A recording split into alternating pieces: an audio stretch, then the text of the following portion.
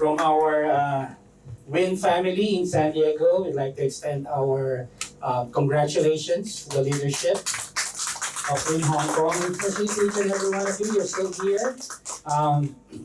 Thank you for being a part of Win Hong Kong. And parang ayoko na bumalik sa US. Iba ang ano rito, iba. We enjoyed it. And maganda ang Hong Kong. Yeah. So, kaya lang kailangan ako ng mga apo ko so we have to go back. Okay, so first off, I would like to ask my wife to greet you. Because she always tell me, don't call me. Now I'm calling you. Yeah. Good morning, everyone. We're so thankful. We're so thankful to God for bringing us the opportunity to come here and then give us the opportunity to visit you, and we are so blessed. You're all on fire for the Lord. And so it's our heart's desire that you may continue to shine for Jesus. It's amazing how you've been brought here. Somebody invited you, and it's easy to invite here, but in the US it's so difficult. But thank God here, especially as a Filipino, we always looking for God. We're always longing for God. And so here we are again. As Pastor June said, it is not an accident that you are here. God has a plan and a purpose. And so we want to extend our greetings to all of you. Happy anniversary, 20th anniversary, Win Hong Kong. And, for Win San Diego, we'll be celebrating our 18th. So magdedebut na kami this coming June. So nauna pala si brothers ng 2 years sa atin to establish the church. I would like to special mention my inaanak sa kasal. Yes, si Donna. And then si Sister Lisa, nakasama pala namin yan sa Asian. So, siguro pwede pa yan. So, sino pa galing Singapore? Have you been to Singapore? Sino pa? Oh, marami din palang galing Singapore. Ay, praise the Lord. Yeah. Mamaya, kwentuhan tayo. Okay, so I would like to introduce you to my family. Since Brother June already started it off, I would like to introduce to you to my family. May pointer ba ito? Ayun, may pointer. Okay, this is my eldest son. That's my eldest, wala rin. Anyway, that's my eldest son, the one on the left. And then my second daughter, this one on the right most. Right? Okay. And then two of my other daughters, Miriel. This is Miriel. Tulo ko na nga. Wala ko sa camera, sorry. This is Miriel and that's Michelle. Okay, so it's 4 of them. And then this is my apo. Yan. Ganda, no? Yan sa lola. Alright. So these are my children. 3 of them, my girls, they're all born in Singapore. And then Nathan, as I start off my story, total, in-introduce na ni Pastor. So, I left Nathan and Sister Christy in the Philippines when Nathan was 5 months old. We got married in 1990, and then Nathan was born, and then after 6 months, I left them. And for 3 years, I was in Singapore. They took my passport, so I didn't go home. So for 3 years, I was alone in Singapore. And for 3 years, they were with my mom. So at least mayroon kasama Sister Christy to take care of Nathan. And then after 3 years, kinuha ko na sila. I promised myself I won't be doing this anymore. So I know what you are going through. I've been an overseas, OFW din ako. Yeah, for 3 years. So yun ang pinakamalungkot kong it's very, that's the saddest part, and I've regretted everything in that. But I believe that the Lord has a plan and a purpose for each and every one of us. So after 3 years, kinuha ko na si Sister Christy and si Nathan, kinuha ko na. And then, my 3 daughters were already born there. So hindi ko na sila pinakawalan, hindi ko na pinuwi. So ever since, we've been in Singapore for the longest time. But we moved to the US in 2012. 2004, okay? Okay, senior moments. Okay, we moved to America in 2005. I came here in 2000 in America 2003, and then we went there for a conference, mga pastor. And then, during that time, I lost my job in Singapore kasi recession. So, when we went to US, I applied for a job. One of our dear brothers there in the US sabi sa akin, Brother Al, mag-apply ka, there's an opening here. So I applied for a job, and then yung boss ko pala Christian din. He was Christian. So most of the interview, there's nothing involving about architecture, ano yung ginawa ko sa Singapore. Kasi hindi niya alam yung Singapore eh. Where did you came from? Singapore. Oh, where's that? So, Malaysia. Singapore. So he is a Christian. So most of the interviews that we have, he knows that I'm a pastor. And he can, from there, start off. So, by the time we finish off, I asked him, tanggap na ba ako? He never said anything about my work. So I said, oh, yeah, you can start Monday. So he took care of our papers. And then after that, while waiting for my papers there, for an H-1B visa, it took me a while. So, siguro mga 6 months yun. Ang tagal, 6 months. And my family is in Singapore, so I decided to go back to Singapore, which is a no-no. Hindi mo pwedeng gawin yan. While they're processing your papers, you go back to Singapore. I said, no, I have to go back and take care of my family. Kaya umuwi ako. Kawawa naman yung pamilya ko. Kasi walang nag-work. So, I went back to Singapore, but then, praise the Lord, na-approve yung papers ko. And by the time it was approved, we have gone through a lot. Marami kang pinagdaanan. As an overseas worker, siyempre, pag Pilipino, alam niyo, parang pinahirapan tayo, ba't kaya, no? Diba? So, when I got my paper from the embassy, US Embassy, pinagalitan pa ako ng you shouldn't come here, you should stay in the US. And then I said, yes. And then he gave me the papers, thank you. Yeah, okay lang naman eh. Okay. So, and then we went to the US in 2004, then ever since, we started the church in 2006. When Pastor Butch went there, challenged us to start a church in San Diego. Okay, nagpa-party kami, and then he said, oh, let's start a church here. We were attending the church in LA, but when we went there for the birthday party of one of our brothers and sisters, he challenged us, why don't you start a church in San Diego? So we started a church in San Diego the next following week. So we prayed for it the whole week, and some of our brothers there in San Diego, they're already there, 3 families, and 3 families in the LA. So what we do for the past 6 years, thank you. That's good. Okay. So for the past 6 years, we've been traveling from LA, biyahe kami. Sama namin, 3 pamilya kami, 1 van kami. Biyahe kami ng LA hanggang San Diego. 2 hours yun, one way. So uwi kami ng Sunday afternoon, 2 hours ulit. And then next day, papasok na si Sister Christy, papasok yung mga bata. They told us in LA, you won't last long. You won't last long. Because in the US, time is very valuable. Importante ang oras. So, pero mabiyahe ka ng 2 hours. Pabalik ka ng 2 hours. So, 4 hours na yan. Yeah. And then you spend your hours there. So, yung sabihin, sayang inis na pwede mong ipasok sa trabaho, yeah, pwede kang kumita eh. But he said, no, we will study. So, we are now 18 years. 18 years, 18 years. And when we traveled 6 years, for 6 years, we're traveling back and forth. US ito never once na nabunggo kami, na-aksidente kami, dumaan kami sa, dami na hindi namin, tinahanan kami bagyo, tornado, Santa Ana winds, cold, traffic. The longest traffic that we have, 6 hours, one way, 6 hours na traffic kami. But still, sige, tuloy. Alright, tuloy-tuloy lang kami. Walang accident. We're all protected by the Lord. Yeah. And the best part of this, kahit isang ticket, wala kaming ticket. Hindi kami nakikita. God has protected us during that time. And until this time, God is protecting us. And that's why for the past 18 years na kami, we are so blessed and so thankful for the Lord.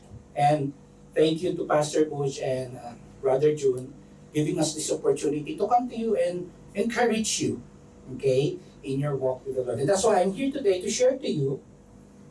Let me give you the title. Question first. Question here. Can culture dictate one's way of life? Can culture dictate? Ano ba yung culture? Okay, when we say culture, it's something we adapt to. Okay? Kaya kultura. Anong kultura ng Pilipino? Kaya anong kultura ng Pilipino? Dinadala natin kahit saan yan eh, ha? Basta Pilipino, alam natin, uy, Pilipino yan. Kaya alam na, pag may dalang adobo. Kaya alam na, pumasok sa Jollibee. Alam natin, oh, Pilipino yung mga yan. Kasi nasa Jollibee. Kaya, may Jollibee ka rin. Ano ka Jollibee? Meron na. Oh, meron, Pilipino. Alright? So wherever we go, we have that kind of culture. So you will know that they're Filipinos. You're Filipinos, right? That's not my picture po. That's John Travolta. Okay? Huwag kayo magkamali.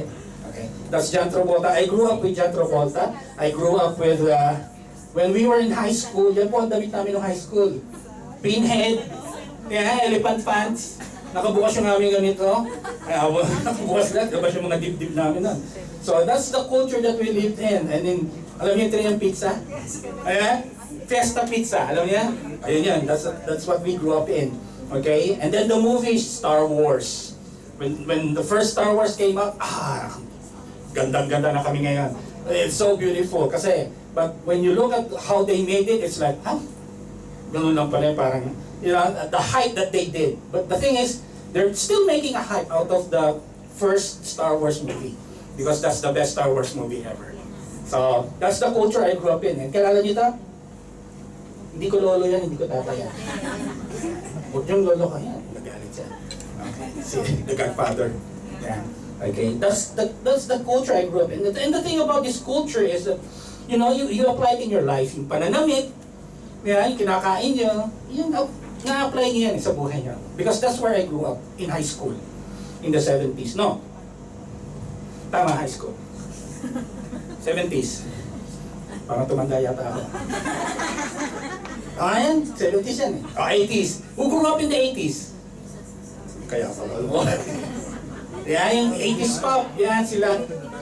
You remember Hotdog? Hotdog, VST and Company.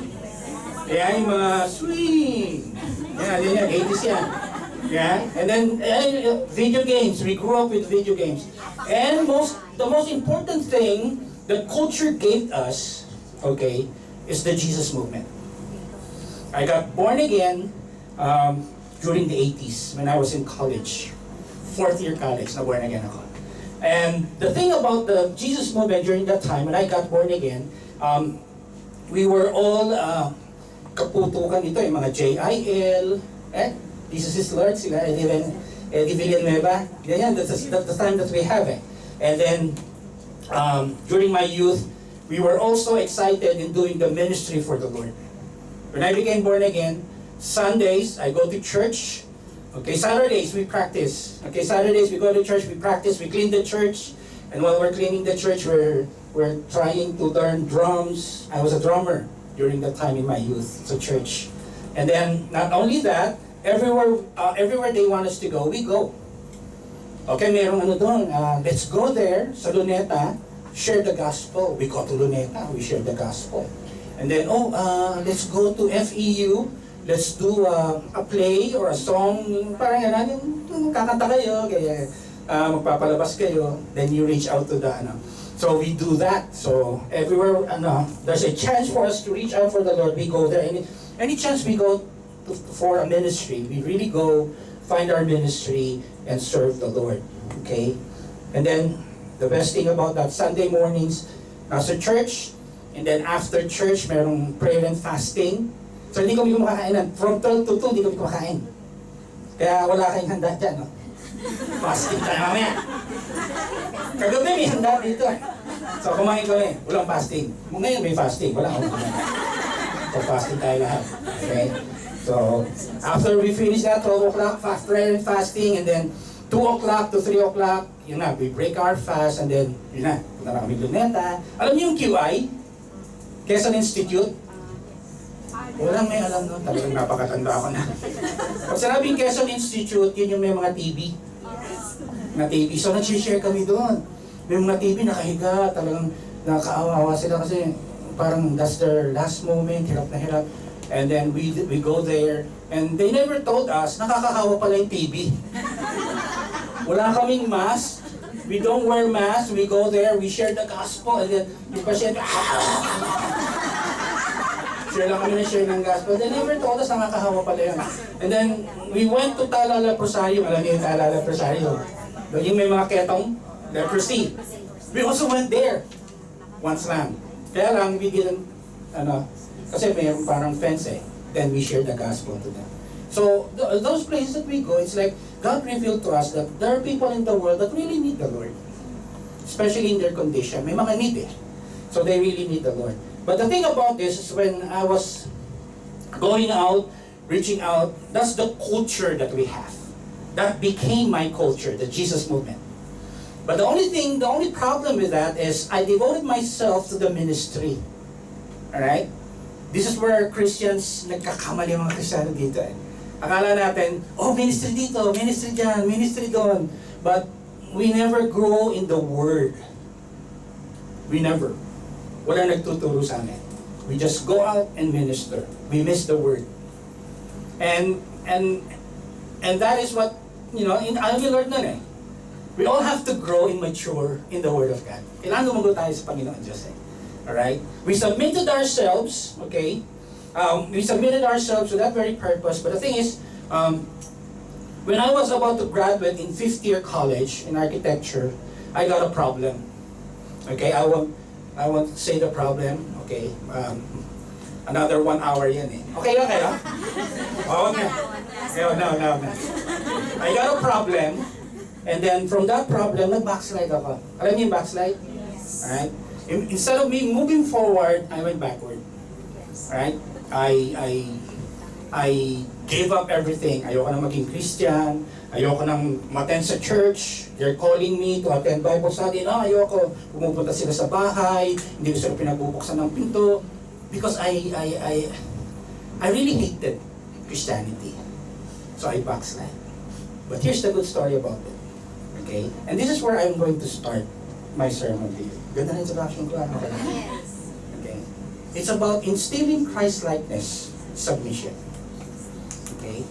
God wants us all to be like Christ. Right? First purpose of the Lord. When you accepted Jesus Christ as your Lord and Savior, okay, and God gave you the Holy Spirit, God is already working in your life through the Holy Spirit. So that you can be like Christ. Maging kawangis kayo ni Hesus Kristo. Okay? Because it's very important. Jesus Christ submitted Himself to the Father. That's why He gave Himself up on the cross. Namatay Siya sa cross para sa atin dahil sa kasalanan natin. Nag-submit Siya sa Kanyang Ama. And so now, as we have Jesus Christ in our life, God is calling us also to submit ourselves to Him. As we surrender ourselves to Jesus Christ. Okay? You cannot submit to God not unless you surrender yourself to Jesus Christ. Kung wala kang Kristo, hindi ka makakasabit sa Panginoon Diyos. True or not? Kailangan mo si Hesus Kristo to submit to God. Okay? And that's what I'm going to share to you, hopefully today, because this is what I've learned in my life.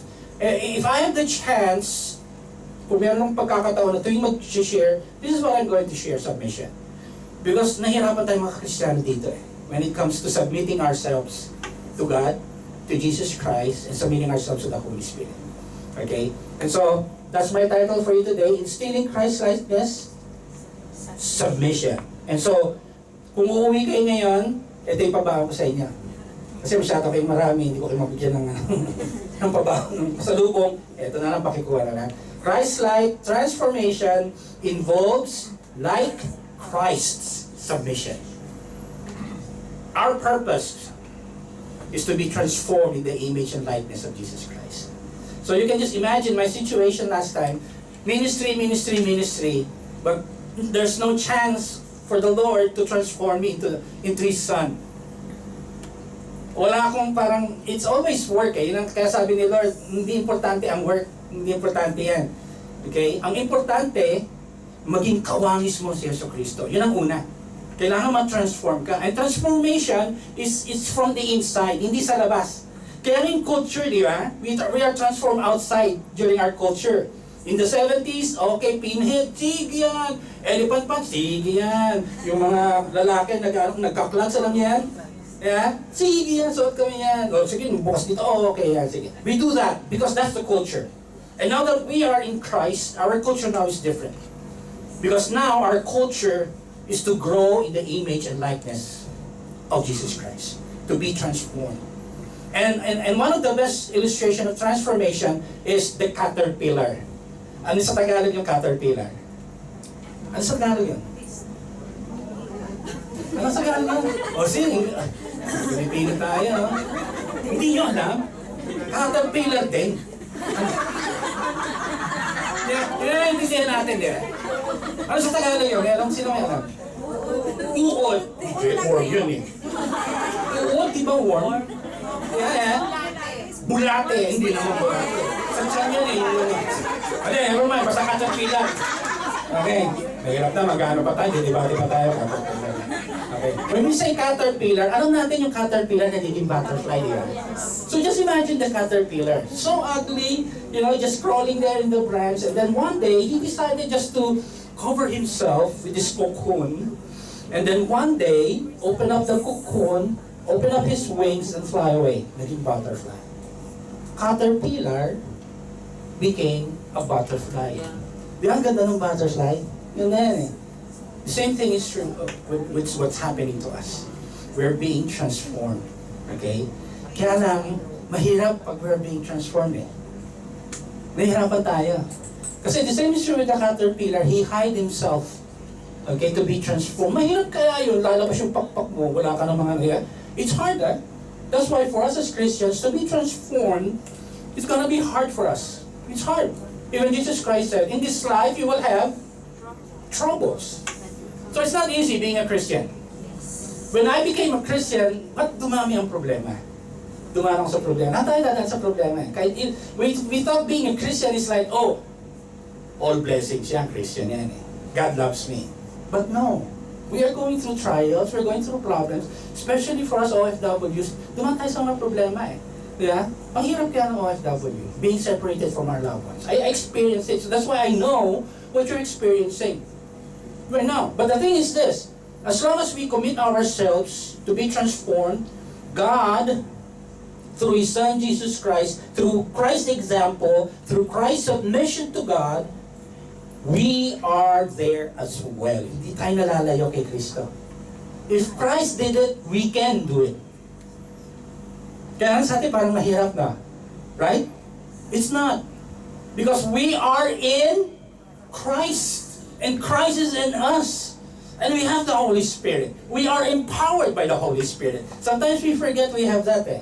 Okay? And so I'll start off with this one. I will go to the book of writings of James, chapter 4, okay? So that we can get to understand how can we live in a Christ-likeness culture. Paano mo buhay? Paano ko magiging Christ-like, ma-transform to be Christ-like? How can I make Christ my example in submitting to the Lord? So, we look at the book of James, the writing of James. If we know James, James is the brother of Jesus Christ. May kapatid si Jesus Christ, si James. Okay? Panganay si Jesus Christ. Siya yung panganay. Yeah? So, kuya Jesus. Okay, kuya niya si Jesus. And when Jesus Christ went back to Nazareth, they're the ones who rejected Jesus Christ. They didn't believe on His ministry. And they said, no, don't go here. You know, magagalit si Mama Mary. Pahirapan mo naman si Mama Mary. Ang dami ng problema. Ganun. So, they rejected. But James became the #1 believer when Jesus Christ resurrected from the dead.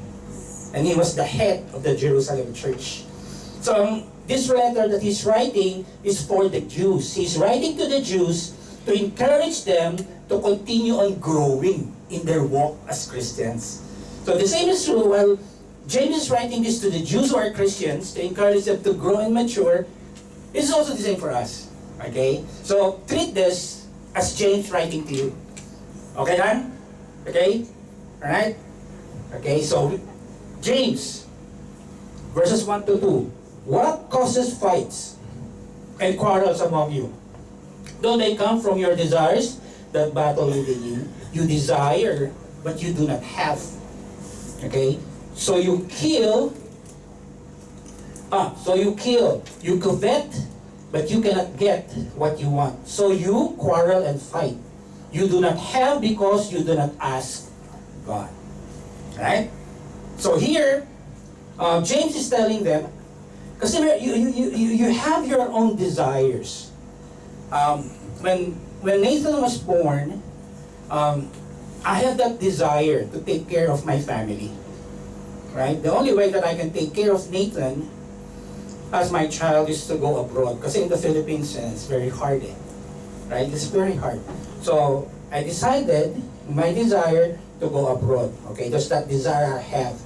Okay? But the times is, James is telling to the Christians there, to the Jews who are Christians, he's talking to Christians here. Alright? Just remember, he's talking to Christians. Ibig sabihin, kayo mga Kristiyano, nag-aaway-away kayo. Kayo mga Kristiyano, nagkakwaral kayo. Bakit? Kasi may mga desire kayo na nasa loob nyo. Ano yun? Nagkakaingitan kayo. Bakit si brother may Tesla? Ako, Toyota lang. Bakit si brother merong condominium? Ako, nipahat lang. Yeah, we compare eh. O bakit si nag-abroad, ang laki ng kita, pareho lang naman kami nasa Hong Kong, ba't ganito, kita ko, ganito.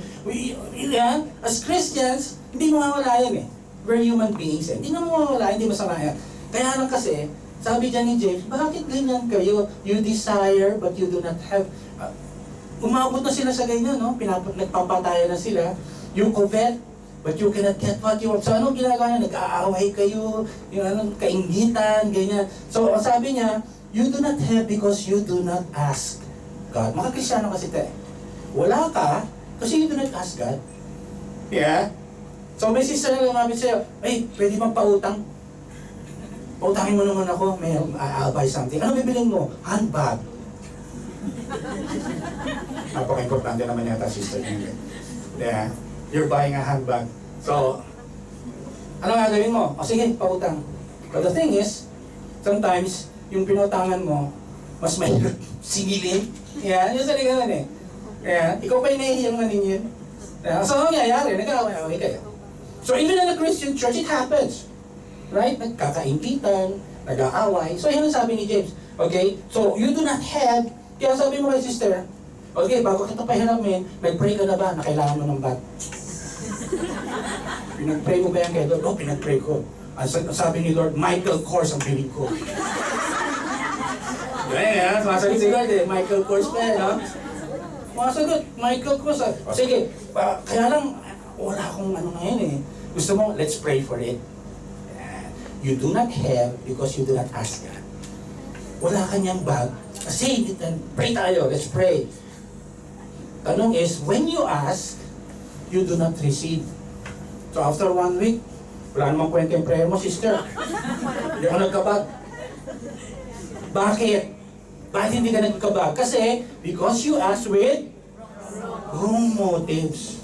And the problem with wrong motive is that you may spend what you get on your pleasures. Tama naman yun, ha? Yeah? Wala. Even though you ask God, you pray to God, Kristiyano to, ha? When you ask, you do not receive. Kasi bakit? Wrong motive, sister, eh. Para saan yung bag na Michael Kors? Pwede naman bayong. Yeah? Pwede naman bayong eh. Okay? Kaya kasi, that you may spend what you get on what pleasure lang yan eh. So, ay si Pastor galit sa Michael Kors. Hindi ako galit sa Michael Kors ha. You can buy whatever bag you want. Okay? Sister Christy never bought any of those. Never. Michael Kors, Louis Vuitton, Coach, she never bought. Kaya napakaswerte ko, napaka-blessed ko. Right?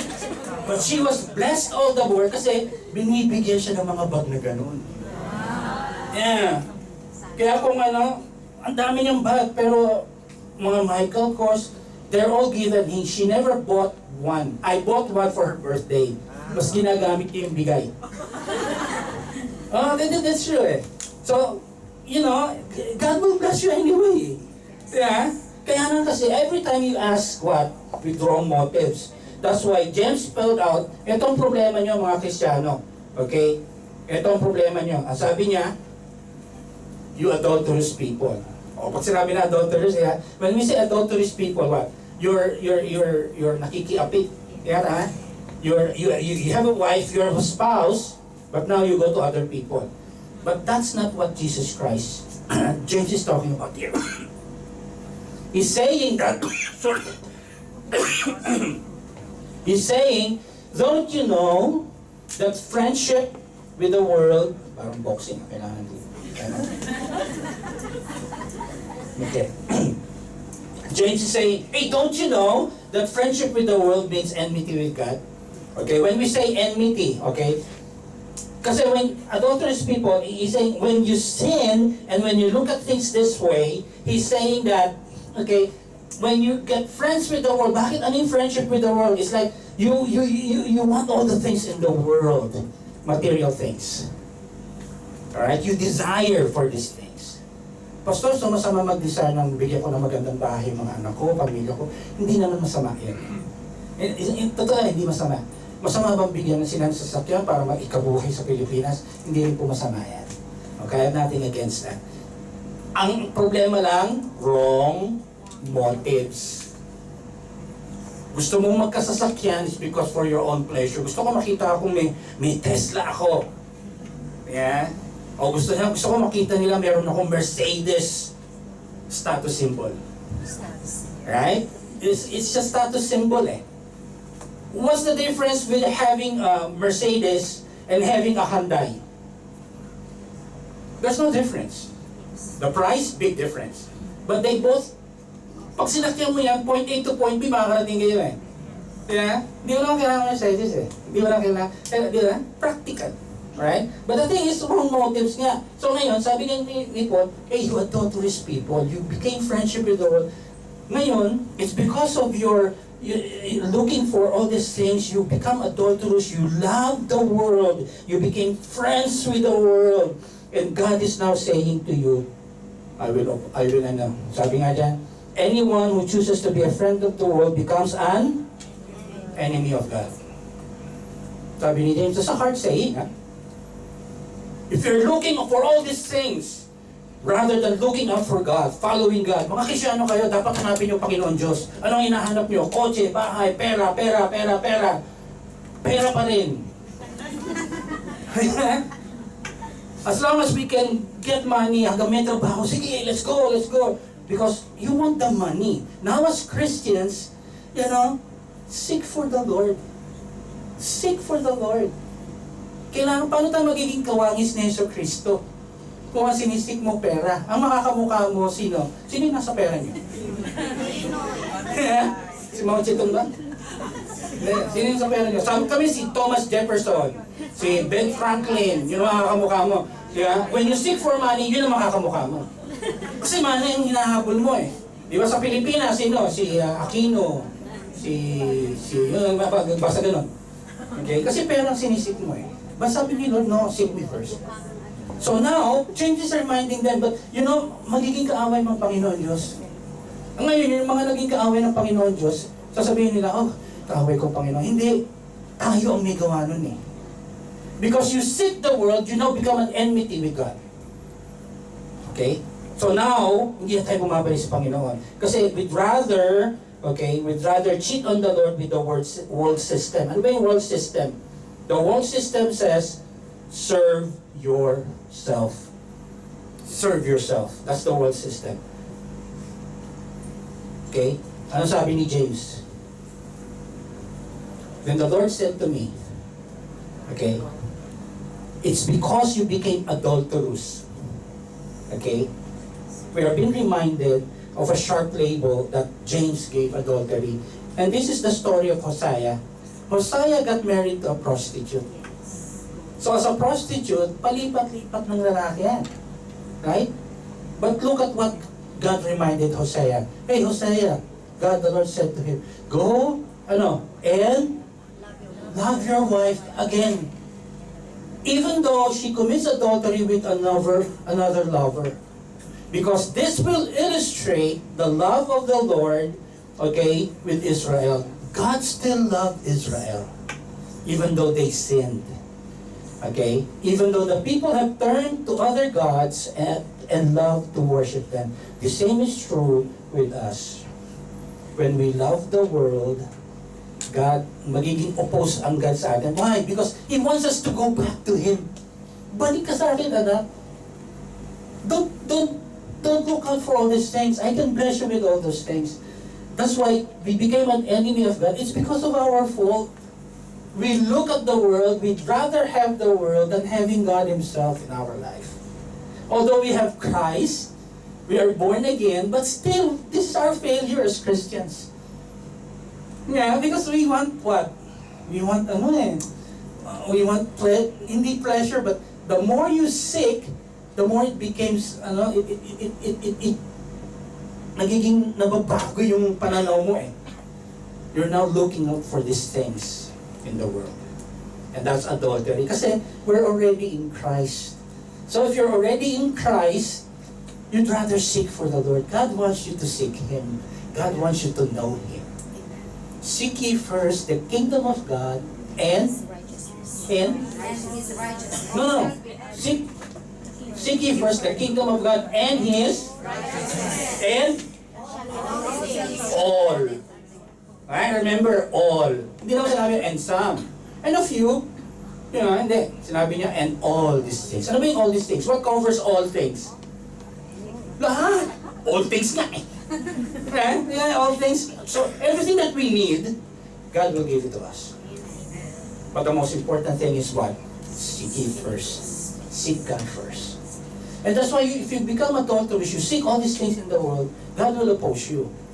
It's not that He is opposing you, it's not that He became an enemy to you, it's because God loves you and He's telling you, come back to me, nagkamali ka eh. You sin and you fail. That's why sabi ni James, ano sabi ni James? Or do you think Scripture says without reason that He jealously longs for the Spirit He has caused to dwell in us? No. You're thinking that the reason hinahabol ka ng Panginoon just is because of the Spirit that you have. Binigyan kita ng Holy Spirit eh. I gave you the Holy Spirit, I will run after you. No. It's not that the Holy Spirit, it's not that. But because He gives us more, He gives us more grace. So, in spite of our sinfulness, in spite of us forgetting the Lord, that's why the Scripture says, God opposes the proud, but shows favor to the humble. Meaning, bumalik ka sa Panginoon Diyos, go back to Him. That's why He's opposing you. He's not opposing you because galit siya sa'yo. Hindi. Mahal tayo ng Panginoon Diyos. Remember, the first character of the Lord is love. God is love. Right? And so now, what are we going to do now?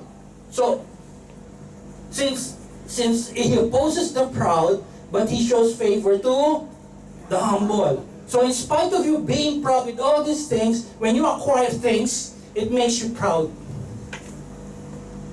It makes you proud. Layabang tayo. Pilipino yan, ugali natin, di ba? Huwag na, di ba? Yun ang mahirap sa Pilipino, kahit Kristiyano, when we acquire all these things, kasi galing tayo abroad eh. Yeah? When we go home, yung mga suot natin, galing ako abroad. Right? Coach, yung mga bang-bang. Bang-bang pa yung pantalon.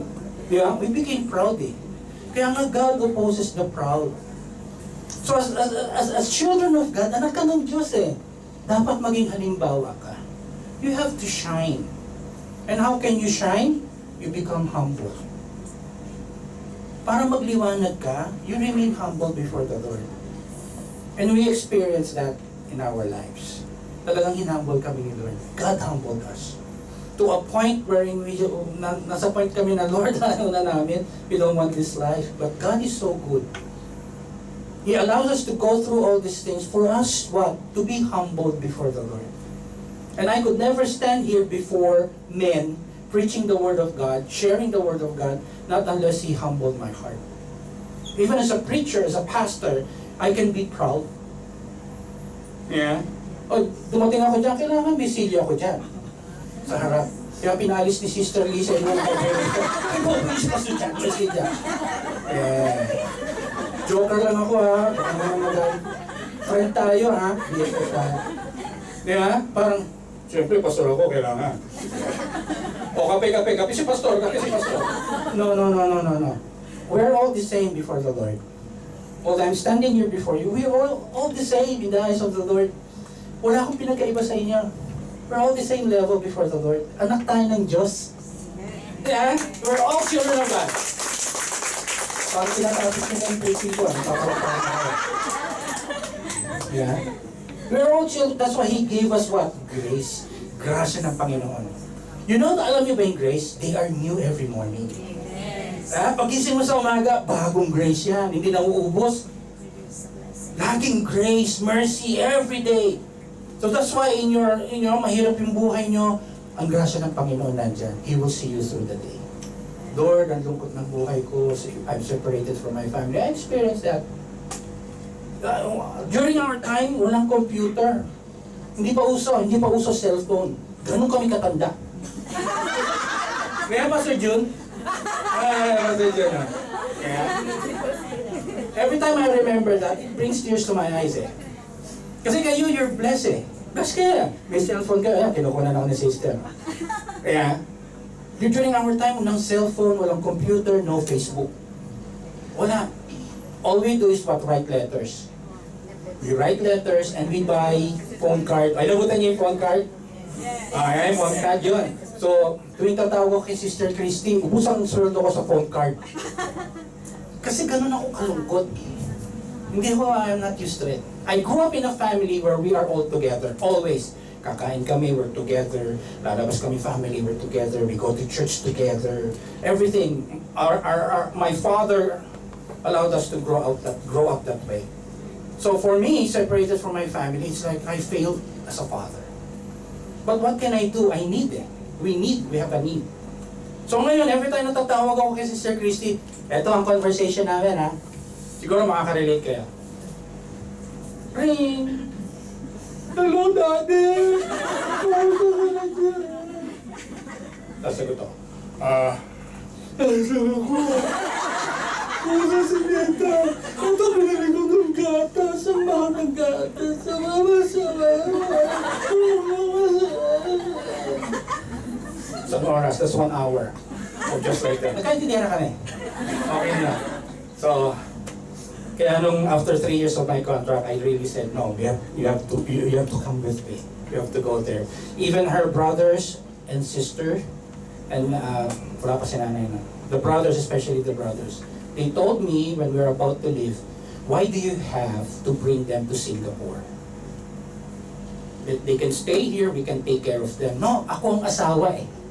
I have to take care of them. So I oppose them. So, parang okay naman. Kaya kasi, they also grew up that way, together. So, it's hard for them to let her go. Siya lang ang naka-abroad. All of them are in the Philippines. That's why, from here, we're going to the Philippines. After 6 years. After 6 years. No, but we were there 2015. Tama? So, 6 years ba? You do the math. Anyway. Okay. So, ano sabi ni James?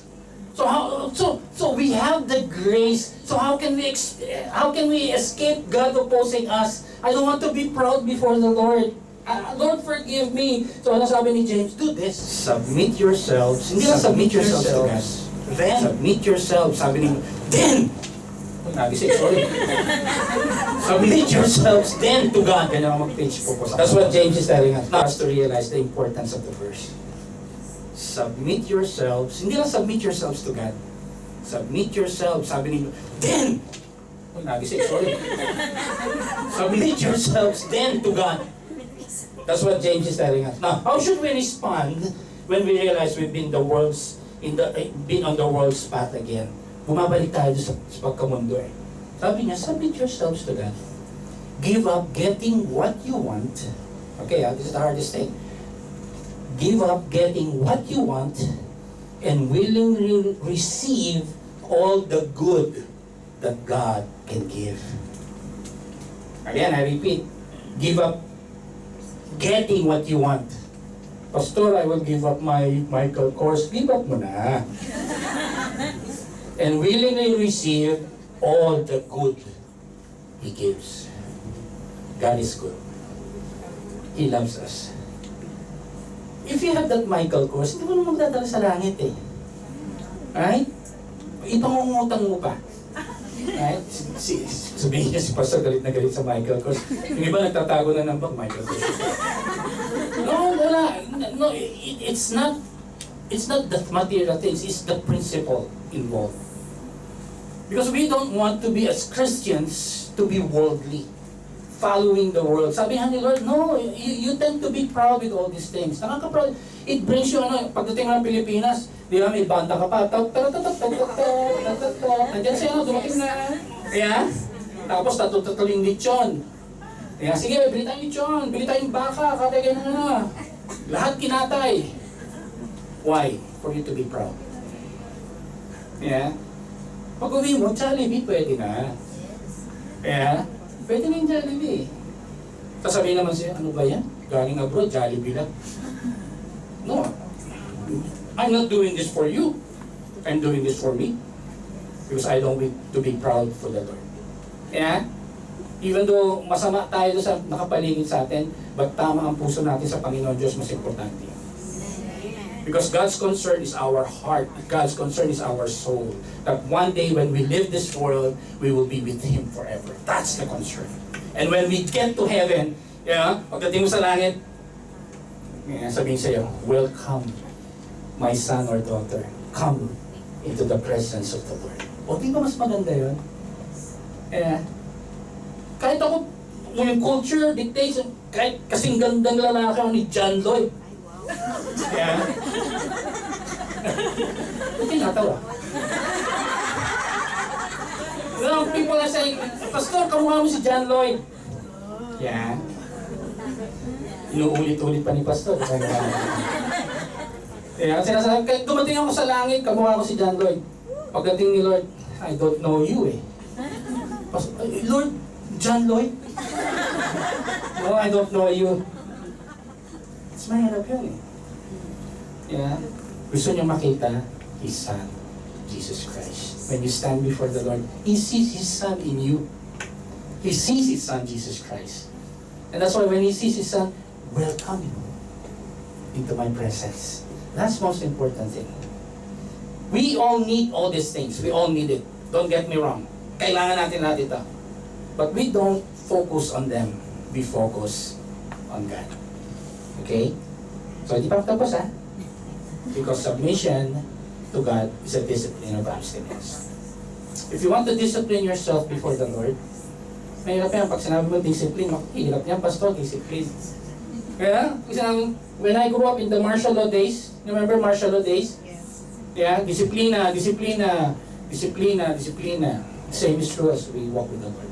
Submission to God, if you submit to God, it's a discipline of abstinence. Meaning, you abstain from some of the things that will separate you from God. If this thing will separate you from God, separate yourself from Him. Okay? Yung iba naman pilosopo, Pastor, yung asawa ko, I want to abstain from my husband. Hindi po yun ang gusto ng Panginoon Diyos. Hindi po yan ang gusto. He wants us to abstain from the things that will separate us from Him. That will make us proud before Him. God does not want us to be proud. God does want us to be like His Son, Jesus Christ. Amen? Amen. That's why sabi ni humble yourselves before the Lord. Therefore, okay, under God's mighty hand that He may lift you up in due time. Peter was one of the apostles of Jesus Christ. Peter, if you want to compare yourselves about being proud, Peter is the number one person. Di ba naman Peter na, Lord, di kita hihiwalayan. Kahit ano mangyari, hindi tayo maghihiwalayan. Hindi kita tatanggol kita. And then Jesus Christ was caught. He was brought before the Sanhedrin, and they were there, and one of the people said, hey, di ba ikaw yung apostle ni Jesus Christ? Ano sabi niya? O hindi ako Lipat siya. Uy, nakita ka kasama ni Jesus Christ. Pinakain mo pa nga kami, kasama ako sa 5,000. Ay, hindi ako yun 3 times he denied Jesus Christ. But the grace of God is this. 3 times, Jesus Christ asked him. Remember when he resurrected? Peter, do you love me? Galing ni Lord, nire-restore niya He restored Peter. Peter, do you love me? Oh, Lord, ano mo namang mahal kita? Then feed my sheep. And then last time, Peter, mahal mo ba talaga ako? Lord, talagang mahal kita, Lord. And then, go feed my sheep. The same is true. If we fail, God will come to us. Jesus Christ, the Holy Spirit will remind us. That's why He said, humble yourselves, therefore, under God's mighty hand. Allow the Lord's hand to lift you up in due time. Lord, you know, I need these things. You know, yung pamilya ko ron, Lord, naghihirap sila. I want to give them a good life. Give it all to the Lord. Surrender it to the Lord. Submit to God. And He will lift you up with His mighty hand. And in due time. God's timing. It's always God's timing. You may think that, you know, I lost my job in Singapore. That's why I look for a job in the USA. And then when I came back to Singapore, I don't have any job. I cannot find a job. And so what are we doing there? So we're waiting for the papers to come out. And so for the longest time, we were waiting for the papers and never came out. I had to give up our apartment because I cannot pay anymore. Alright, but before that, every time we come from church, they know that I don't have a job. I'm waiting for my papers every day or every Sunday. When we go to church, pag-uwi namin, meron kaming grocery. Every Sunday yun, when we go to church, pag-uwi namin, may grocery, may bigas, may dilata. Kahit yung mga food na we don't eat, hindi namin kinakain, nandun meron, no? Hindi namin makain kasi mahal eh. Pero meron doon.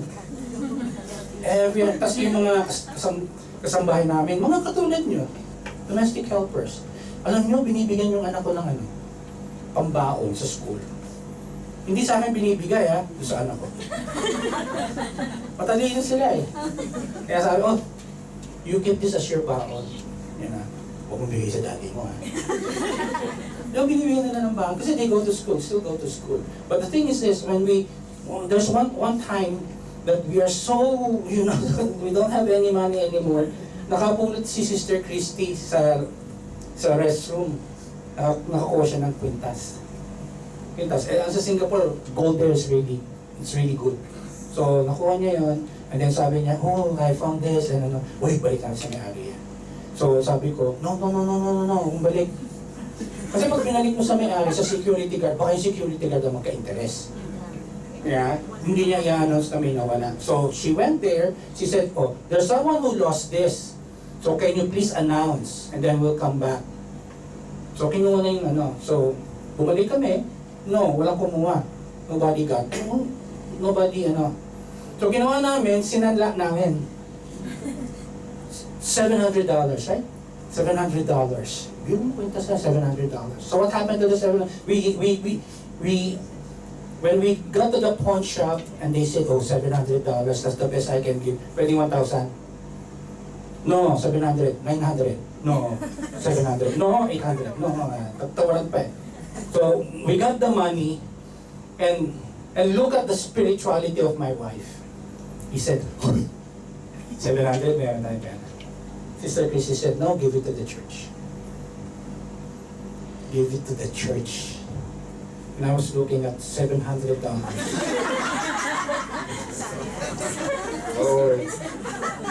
We give it to the church. Masano rin akong asawa eh. We give it to the church. And then when we gave that to the church, one after the other, lumabas yung papers, nakalipat kami sa condominium, may umampun sa amin. Condominium pa before we went to, naka-condominium pa. We never experienced condominium in Singapore. Naka-condominium kami, and then the papers came out and everything, and then somebody lent us money to buy air ticket para sa mga anak ko. Ang dami kaya yung 4.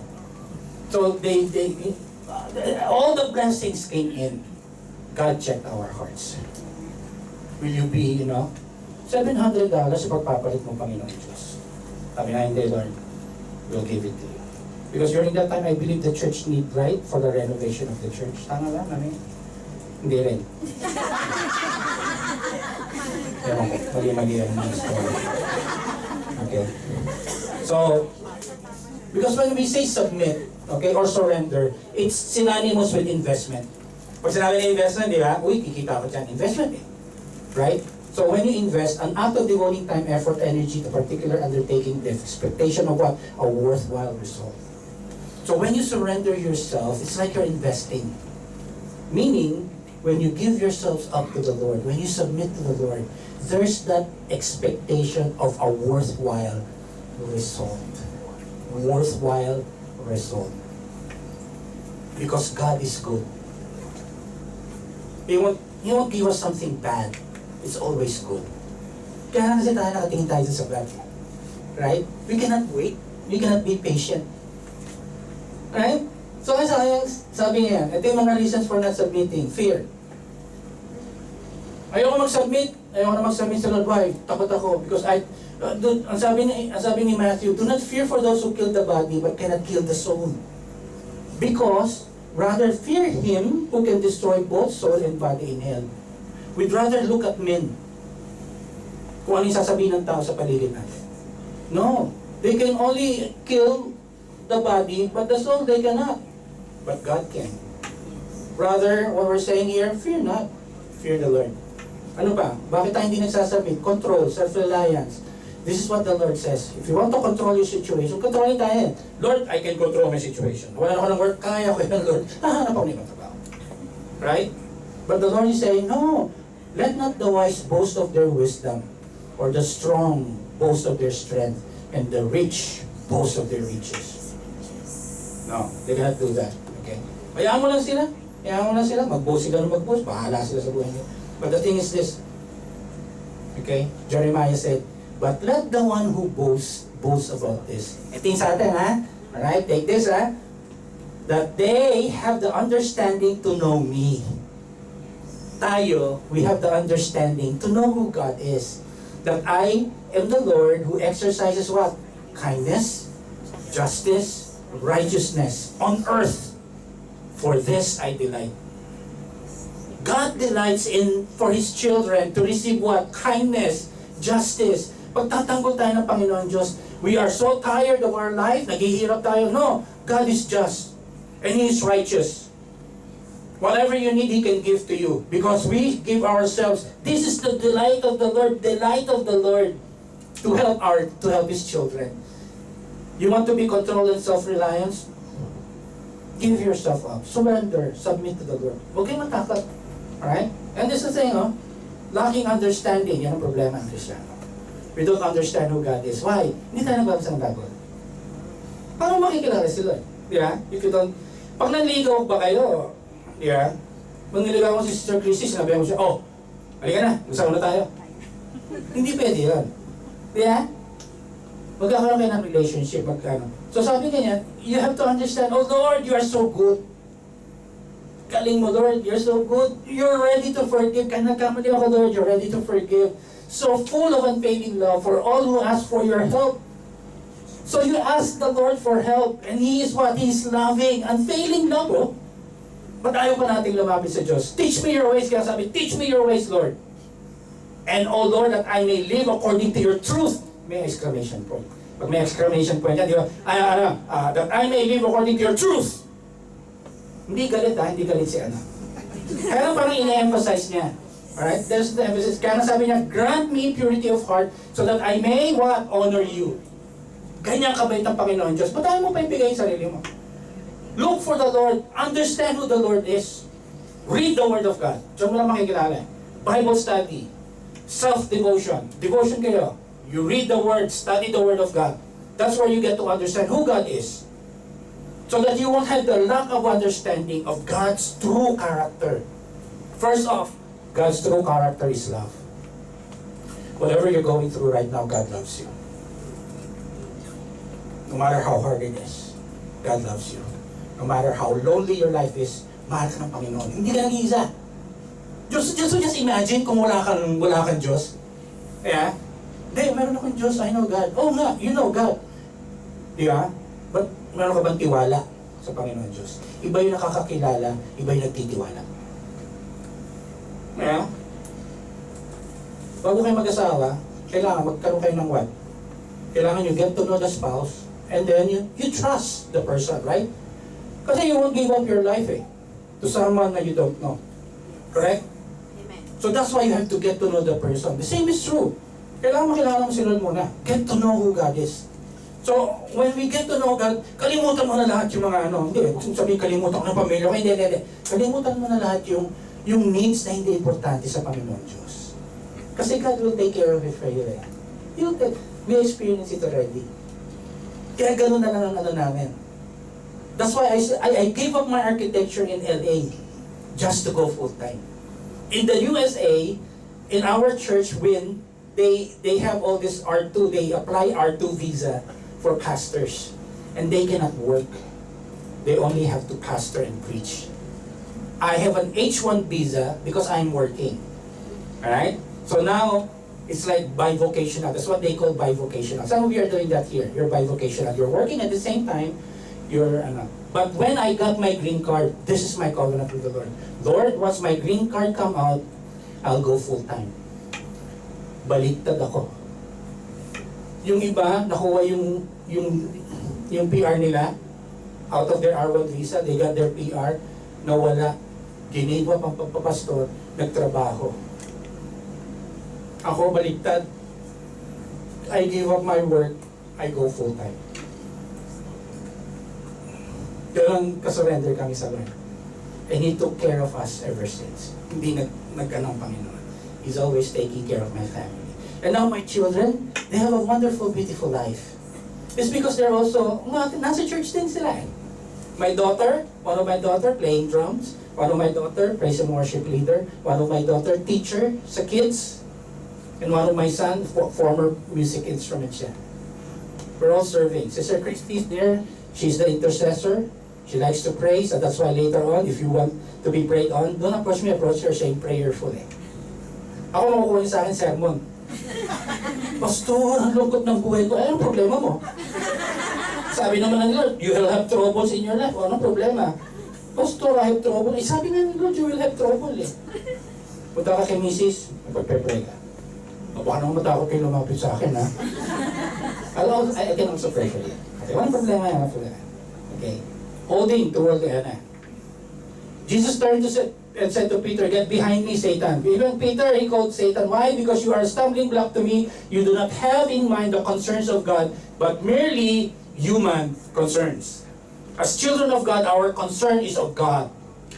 Our concern is of God. Si God, si Lord. Whatever God wants, whatever God desires, we fulfill it. Look for the will of God in your life. Apply it in your life. Seek the will of God. Do it.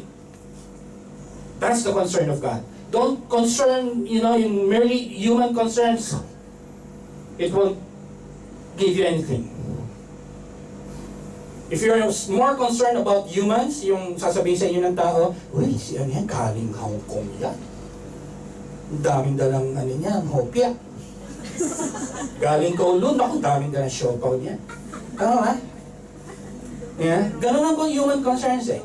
When we go to the Philippines, ganun eh. Hahabulin tayo kasi they know we have dollars. Yeah? Hinahabol tayo. But the thing is, that's not our concern anymore. It's not that we want, we are not forgetting them, but the thing is, my concern is for my what? For my soul and for my loved one's soul. I want all of us one day to be in the presence of God. That's our concern. Yung uutang sa inyo, okay bago kita pahiramin share muna kita. Hindi makakatanggi yan eh. Right? Hindi makakatanggi kasi, hindi kita po tayo. Kaya, may kondisyon. May kondisyon eh. Kasi ang importante yung soul, hindi yung pautang eh. Yeah? Because of our goodness of our heart, pwede mo nang magbayaran yan. Tanggapin mo lang yung inaalo ko sa iyo, si Kristo. Tinanggap ko si Kristo, mas mayaman ka pa sa akin. Mas mayaman pa tayo sa mundo. Because you have Christ. Yeah? When my youngest brother, called me one day, very serious, he said, Dico, pangalawa kasi ako, Dico, I want to be like you going abroad. I want to study. Kasi, nakausap si Sister Christy, pinakausap ko kay Sister Christy. Hindi ako kausap mo, si ate mo. So, kinausap si Sister Christy, sabi niya, he said, I want to be like gusto ko mag-aral. Sister Christy said, okay, everything that we have is from the Lord. Mamaya siya-share niya ito eh. So, balik kayo mamaya. After ng service, merong question and answer. So, if you want to know the details, mamaya na, balik kayo. Yung sabi ni James, kinindatan ako ni Man, uy, akin yan. Okay, ano sabi ni James? Bubulong kayo.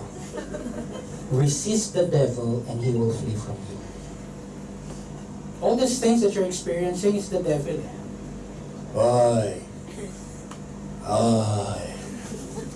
doon may trabaho, extra. Pwede kayo mag-extra dito? Pwede kayo mag-sideline? Pwede? O, see? Ha? Huwag kang mahuli. O, see? Nag-extra kayo, alam nyo, mahuhuli kayo. It's bad. Hindi kayo sumusunod. Pero may extra kumali. Diba? Hindi tama eh. Tama yan, hindi tama yun eh. Kasi, the government allow you to have a job, and that job alone. Pag kayo nag-sideline, you're going against the government. Pag nahuli kayo, uwi kayo. Kumita nga kayo, pinuwi naman kayo. Anong gagawin mo sa dalan mo? Right? Just... Sino sumagot na yun? Kaya, mali eh. Eh, Kristiyano kayo oh. Pag uwi mo sa Pilipinas eh, o di ba Kristiyano ka? Bakit nangyari sa'yo? Kasi hindi ako sumunod eh. Wala na. Wala na yung testimony mo. Yeah. So here, sabi nga niyan, resist the devil and he will flee. If all the problems you have, it's because of the enemy, because of the sin of this world, because of Satan, of the devil. Naghihirap tayo, it's because of the devil. Pare-pare tayo naghihirap, it's because of him, because of sin. And that's why sabi ganyan, gutom na kayo, gutom na rin ako. Marami na. Kaya nahihilo ko, hindi ko mabasa. Hindi talaga. Fasting mga wala ko. Hindi pa sila naglalabas kahit kanin. God said, come near to God. Come near to God. Balik ka sa akin. And He will what? Come near to you. It's not because He is God tayo nang lalapit. Hindi, naghihintay ang Panginoon Diyos sa atin. Pag tayo lumapit sa Panginoon, tatakbo siya sa atin. Kasi nanumbalik tayo sa Kanya. That's how much He loves. He's just waiting for us. Pag tayo lumapit sa Panginoon, Lord, I have sinned, I have failed, I want to come back to you. God is there to forgive you. God is there to give you grace. And He said, wash your hands, you sinners. Nagalit si James na. Makasalanan ka, hugasan mo yung kamay mo. Kasi ang mga Jew, malilinis ang mga Jew. So for them, washing of hands and purifying themselves, naliligo yan. Bago mag-church o bago magbasa ng word, bago sila magbukas ng Bible, naliligo yan, nagwawash ng hands. They want to be pure before the Lord. That's their custom. That's why James is telling them, oh, mahilig naman kayo you wash your hands, you sinners. Teka. Kasi hindi kayo malinis because of your sin. Hindi pure ang heart nyo. Bakit? Double-minded kayo. What do you mean by double-minded? Dalawang pag-iisip mo. Pinagalit ko lang. When you say double-minded, nasa mundo kayo, nasa Diyos kayo. Anak ka ng Diyos eh. Bakit pupunta ka pa sa mundo? Double-minded. Hindi ko alam. Pera, Diyos, pera, Diyos. Pera, Diyos, Diyos. Hindi na pera. Totoo lang, it's hard eh. It's hard. I know, I went through it as well. Yeah, I need money for my family. Then why don't you go to God? That's why God said, come near to me. And you will come near to us. Ano yung pangangailangan mo? Sabihin mo lang sa akin, akong para sa'yo. God knows eh. He knows. And when you experience the work of God in your life, magugulat na lang kayo. Ganon kayo kamahal ng Panginoon Diyos. Okay? Sensya na kayo, kung mababaw ang luha. Okay? Because I can feel your heart. Okay, I've been there also. So James said, okay, in verse 9, grieve, mourn, wail. Kasi nagkasala ka sa Panginoon Diyos eh. Emotions. Yeah? Pag nagkasala ka, you grieve, you mourn, and you wail. That's for a moment. It's because what? You're repenting before the Lord. Nagkasala ka eh. So ngayon, you grieve, you mourn, and wail. Change your laughter to mourning. Ha ha ha ha! Ang dami kong dollars. Sabi ng Panginoon Diyos, no, change your laughter to mourning. Yung dollar mo, walang kwenta yan. Pag namatay ka, hindi mo madalal sa libingan yan. Pag-aaway-away ka ng pamilya mo. That's why change your laughter to, and what? I have joy. Change your joy to gloom. Yun yan. Joy is a gift from the Lord. But the thing is, dahil sa kasalanan mo nawala yung joy. That's why everything you have is all for nothing. And so verse 10 as we end. Sabi diyan, humble yourselves before the Lord. And what? It's not only humble yourselves to the Lord, He will do something else. What? He will lift you up. Imagine the Lord. He will lift you up. Kasi in our situations as OFWs, yeah, we are so gumagapang na tayo sa hirap. Ang hirap ng buhay. I experienced it. So hard. It's not a joy working abroad. Especially seeing our other kababayans, yung hirap na dinadanas nila. And then wala pa sila kay Lord. Ayan, it's hard. And we're blessed to be with the Lord today. You're blessed to hear the Word of God. You're blessed that God wants to draw near to you. Draw near to God and He will draw near to you. And that's why I said, humble yourselves. Humble yourselves before God. Magpakumbaba kayo sa Panginoon Diyos. Kasi lahat tayo makasalanan. That's the first step. We come to the Lord because we are sinners. We fail. And God said, I will lift you up. Hindi tayo nagli-lift up sa sarili natin. God will lift us up. And when God lifts us up, the world will see He lifted us up. And they will see a different person. Because we are a light.